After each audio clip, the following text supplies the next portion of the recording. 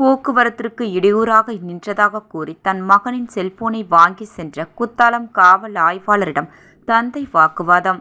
காவல் நிலையத்தில் காவல் ஆய்வாளரை தந்தை அடித்ததால் தந்தை மகனுக்கு சிறை. மயிலாடுதுறை மாவட்டம் குத்தாலம் காவல் நிலைய ஆய்வாளராக பணிபுரிந்து வருபவர் ஜோதிராமன்.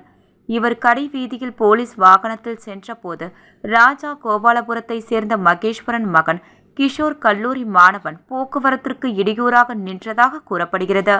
காவல் ஆய்வாளர் ஜோதிராமன் வாகனத்திற்கு வழி தராமல் செல்போனில் பேசிக் கொண்டிருந்த கிஷோரை கண்டித்த போது கிஷோர் திமிராக பேசியதால் காவல் ஆய்வாளர் ஜோதிராமன் கிஷோரின் செல்போனை வாங்கி வைத்துக் கொண்டு காவல் நிலையம் வர சொல்லியுள்ளார்.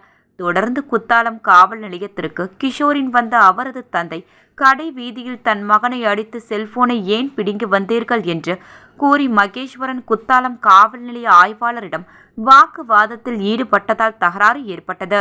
அப்போது வாக்குவாதம் முற்றியதால் காவல் ஆய்வாளர் ஜோதிராமனை மகேஸ்வரன் கன்னத்தில் அறைந்துவிட்டார்.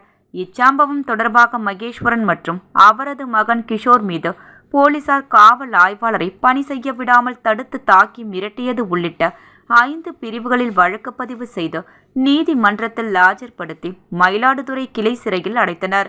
இச்சம்பவம் பெரும் பரபரப்பை ஏற்படுத்தியுள்ளது.